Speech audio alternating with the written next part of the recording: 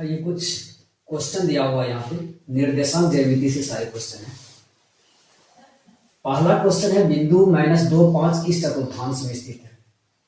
प्रथम, द्वितीय, तृतीय, चतुर्थ। दूसरा 2 - 3 किस चतुर्थांश या पाद, चतुर्थांश को पाद भी कहा जाता है, में स्थित है।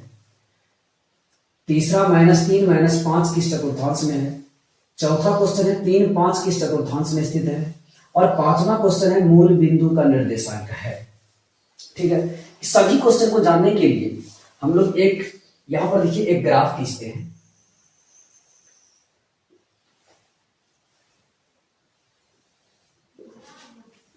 इसको हम लोग एक्स अक्ष बोलते हैं, एक्स अक्ष बोलते हैं। इनको हम लोग वाई अक्ष बोलते हैं। और ये एक्स अक्ष और वाई अक्ष का कटान बिंदु O है। यहां पर देखिए इस समतल को 4 भाग में बांटा है। इनको हम लोग प्रथम चतुर्थांश बोलते हैं। ये प्रथम चतुर्थांश है, ये द्वितीय चतुर्थांश है,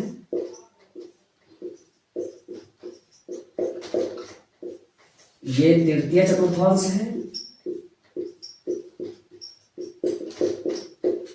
और ये वाला चतुर्थ चतुर्थांश है। क्लियर है? अब यहां मूल बिंदु है, देखिए ये एक्स अक्ष जो होता है ये इधर धन होता है, मूल बिंदु से दाहिने तरफ धन और बाएं तरफ ऋण। तो इधर ये प्लस हो जाएगा, इधर ये माइनस हो जाएगा। फिर वाई अक्ष में ऊपर प्लस हो जाता है, नीचे माइनस हो जाता है। ठीक है, अब देखिए एक्स अक्ष का एक्स अक्ष का ओ बिंदु से ओ बिंदु की ही दूरी देता है, तो कितना होगा? एक्स अक्ष में भी 0 होगा और वाई में भी ओ बिंदु से ओ बिंदु की दूरी भी 0 होगा। इसका मतलब ये मूल बिंदु जो है इसका निर्देशांक क्या हो जाता है? 0, 0 हो जाता है। ठीक है, यहां तक क्लियर है? अब देखिए यहां पर इसमें देखना है प्रथम चतुर्थांश में ये क्या है? ये लाइन प्लस है, ये भी प्लस है। इसका मतलब इसमें जो कुछ भी आएगा वो दोनों प्लस प्लस ही आएगा। एक्स धन ध्रुव, वाई भी धन, एक्स भी धन है, वाई भी धन है, यहां पर प्लस प्लस। इसमें आ जाइए, ये वाला क्या है? पहले एक्स निर्देशांक लिखा जाता है, तो पहले एक्स देख लीजिए। एक्स क्या है? माइनस है, ये माइनस जाएगा। फिर वाई क्या आएगा? प्लस आएगा। यहां आ जाइए, यहां पर एक्स भी माइनस में है और वाई भी माइनस में है। और चौथा यहां देखिए, पहले एक्स लिखा जाएगा, तो एक्स क्या है? प्लस है, और वाई क्या है? माइनस है। अब यहां से सभी प्रश्नों का जवाब मिल जाता है। अब आपको संख्या नहीं देखना है, संख्या क्या दिया हुआ है इससे कोई मतलब नहीं है। मतलब है कि इनका चिन्ह देख लीजिए सिर्फ। अब यहां पर देखिए पहला का चिन्ह क्या है? माइनस प्लस, इसके आगे माइनस है, इसके आगे प्लस है, कुछ नहीं है, तो माइनस प्लस। देख लीजिए माइनस प्लस कहां आता है? तो माइनस प्लस कौन से चतुर्थांश में है? द्वितीय चतुर्थांश में है। इसका मतलब इसका जवाब हो जाएगा द्वितीय चतुर्थांश। अगला क्वेश्चन देखिए, अगला क्वेश्चन में क्या है? इसके आगे 2 के आगे प्लस है, इसके आगे क्या है? माइनस है। प्लस माइनस, अब प्लस माइनस देखिए कहां है? प्लस माइनस किसमें है? चतुर्थ चतुर्थांश में है। इसका मतलब इसका जवाब हो जाएगा चतुर्थ। क्लियर है? फिर यहां तीसरा देखिए, यहां माइनस और माइनस दोनों माइनस है, तो ये भी एक्स भी माइनस, वाई भी माइनस, तो माइनस माइनस किसमें है? माइनस माइनस तृतीय में, तो इसका आंसर हो जाएगा तृतीय चतुर्थांश। अगला देखिए, इनके आगे भी प्लस, इनके आगे भी प्लस, तो प्लस प्लस देख लीजिए, प्लस प्लस प्रथम चतुर्थांश में है, प्रथम चतुर्थांश में है, तो ये दोनों प्लस है, ये हो जाएगा ये नंबर प्रथम चतुर्थांश। पांचवा क्वेश्चन है कि मूल बिंदु का निर्देशांक। तो मूल बिंदु का निर्देशांक क्या है? यानी O की दूरी O से एक्स अक्ष से 0 ही होगा और वाई में भी 0, इसका मतलब 0, 0। तो मूल बिंदु का निर्देशांक क्या होगा? 0, 0 बी नंबर।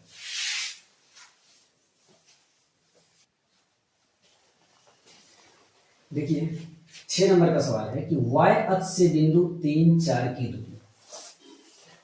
ऐसे अगर y अक्ष से कहे, y अक्ष से दूरी कहता है, तो इसका मतलब x निर्देशांक मांग रहा है। तो y अक्ष से दूरी कह रहा है, तो x क्या है? x नियामक यहाँ 3 है, y नियामक 4 है, तो इसका मतलब 3 होता है। समझिए ऐसे, ये एक ग्राफ है, ये x अक्ष होता है, ये y अक्ष होता है। अब यहां देखिए 3 4, मान लेते हैं कि यहाँ पे 1 है, 2 है, 3 है, 4 है, 1 है, 2 है, 3 है, 4 है। x में 3 और y में 4, ये बिंदु यहां हो जाएगा 3 4। अब यहां सवाल क्या कहता है कि y से दूरी देखना है, तो y से, y अक्ष यही है, यही है y अक्ष।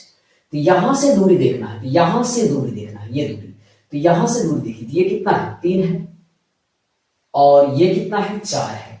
तो y अक्ष से दूरी क्या हो रहा है इसका, y अक्ष से इस बिंदु की दूरी क्या है 3 है। इसका मतलब हुआ कि ऑप्शन नंबर ए सही है। आपको याद रखना है जब भी आपको y अक्ष से कहे ना तो आपको x निर्देशांक लिख देना है, तो x निर्देशांक जो है वही आंसर हो जाएगा। अगर x अक्ष से कहे तो y निर्देशांक देख लेना है आपको।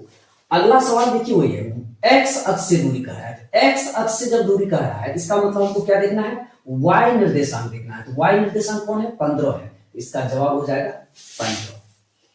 अगला सवाल कहता है बिंदु 3 0 कहां स्थित है, 3 0 कहां स्थित है। अगर हम इसको ग्राफ पर देखेंगे तो यहां देखिए ग्राफ पर देखा जाए तो x y, तो 3 0 की बात हो रहा है, तो 3 यही होगा 3 0, x में 3 का है 1 2 3 मान लेते ये, और y में 0, तो y में 0 के सामने x में 3, यहीं पर होगा 3 0, तो 3 0 ये बिंदु होता है। अगर 3 0 ये बिंदु होता है तो आप देखिए ये किस, यहां ऑप्शन दिया है कि x अक्ष पर है, y अक्ष पर है, मूल बिंदु है या प्रथम चतुर्थांश में है। तो प्रथम चतुर्थांश ये होता है, मूल बिंदु ये होता है, और ये जो है कौन सा अक्ष है x अक्ष है। इसका मतलब क्या हुआ कि ये जो बिंदु 3 0 है वो कहां स्थित है, x अक्ष पर है। तो ये जवाब ए नंबर सही हो जाएगा। अगला क्वेश्चन देखिए, फिर यहां कहता है बिंदु 0 4 कहां स्थित है, 0 4, तो कहने का मतलब 0 4 का है, तो -4 का मतलब y में आएगा 0। अगर एक अलग से इसको एक ग्राफ खींच लीजिए, या देखिए अगर यहां पर ये 0 है, x अक्ष है, ये y अक्ष है, तो यहां पर है 0 4, तो y में -4 नीचे आएगा 1 2 3 4, यहां होगा y में 0, यहां पर हो जाएगा 0 4। तो 0 4 कौन से अक्ष पर है, ये जो सिरा होता है, ये जो y अक्ष का ये ऊपर होता है, यहां से ये धनात्मक होता है और नीचे जो होता है वो ऋणात्मक होता है। ठीक उसी प्रकार x में इधर जो होता है यानी दाहिने तरफ वो धनात्मक होता है और बाएं तरफ ऋणात्मक होता है। अब ऑप्शन देख लीजिए क्या है, ऑप्शन कहता है x अक्ष पर, तो क्या ये x अक्ष पर है, नहीं है, ये गलत हो जाता है ये ऑप्शन। y अक्ष पर, तो y अक्ष पर तो है, ये अभी तक सही है, लेकिन अगला सी नंबर में कहता है y अक्ष के ऋणात्मक दिशा पर, तो y अक्ष के ऋणात्मक दिशा ये ज्यादा बेहतर है, मतलब ये सही जवाब हो जाएगा इसका।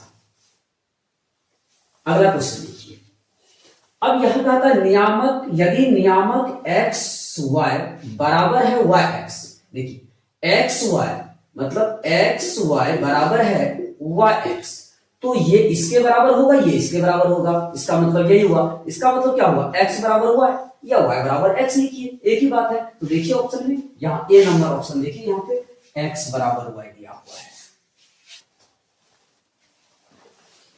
अगला सवाल है 11 नंबर का कि दोनों अक्षों के कटान बिंदु को क्या कहते हैं। तो दोनों अक्षों का मतलब हुआ x अक्ष और y अक्ष का कटान बिंदु, x अक्ष y अक्ष, इनका कटान बिंदु ये क्या कहलाता है, मूल बिंदु। क्या कहलाता है, मूल बिंदु। x अक्ष और y अक्ष के कटान, मतलब दोनों अक्ष का मतलब हुआ x अक्ष और y अक्ष के कटान बिंदु को क्या कहते हैं, मूल बिंदु कहते हैं। Option number C. अगला क्वेश्चन देखिए 12 नंबर में, x अक्ष पर स्थित सभी बिंदुओं का, तो x अक्ष पर कोई भी बिंदु स्थित है मान लीजिए, तो वो भुज, भुज का मतलब होता है y नियामक, यहां से y जो होता है वो 0 ही होगा ना। x अक्ष पर कोई भी बिंदु रहेगा तो उसका y जो, उसका जो कोटि होगा, कोई भी x अक्ष पर कोई भी बिंदु हो तो उसका कोटि क्या हो जाएगा, 0 हो जाएगा। यानी यहां से y की दूरी x अक्ष पर, तो यहां पर तो 0 है y का निर्देशांक, तो ये सब 0 हो जाएगा। इसका मतलब ये हुआ कि एक्स अक्ष पर स्थित सभी बिंदुओं का जो कोटि होगा वो क्या हो जाएगा, शून्य हो जाएगा। अगर यहां पर सवाल ये देता कि y अक्ष पर स्थित सभी बिंदु का भुज, तो भी शून्य होता। अगर x अक्ष पर सभी बिंदु यानी x अक्ष पर सभी बिंदु मतलब सभी बिंदुओं का कोटि 0 हो जाएगा, और y अक्ष पर जो होगा सभी बिंदुओं का भुज शून्य हो जाता है। ठीक है, अगला क्वेश्चन देखिए। अगला क्वेश्चन कहता है कि यदि मतलब एक बिंदु का कोटि -4 है, कोटि का मतलब क्या हुआ, कोटि का मतलब y निर्देशांक, y निर्देशांक -4 है, और कहता है x को y पर स्थित है, तो उस बिंदु का नियामक क्या होगा। तो नियामक क्या होगा, तो इसका मतलब जब -4 कोटि पर है, y अक्ष पर है, तो x का निर्देशांक 0 और y का निर्देशांक यहाँ दिया हुआ है कोटि -4, तो 0 -4 देख लीजिए कहां पे है, 0 -4, 0 -4, तो यहां पर हो गया, मतलब बी नंबर ऑप्शन सही है। इसके बाद कहता है अगला क्वेश्चन कि यदि किसी बिंदु का भुज और कोटि दोनों धनात्मक है, यानी भुज भी धनात्मक और कोटि भी धनात्मक, मतलब ये भुज और ये कोटि दोनों धनात्मक है अगर, तो इसमें आएगा ये। तो कहता है कि बिंदु कहां स्थित है, ऑप्शन प्रथम चतुर्थांश है, द्वितीय चतुर्थांश, तृतीय चतुर्थांश, चतुर्थ चतुर्थांश, तो क्या हो जाएगा, प्रथम चतुर्थांश हो जाएगा।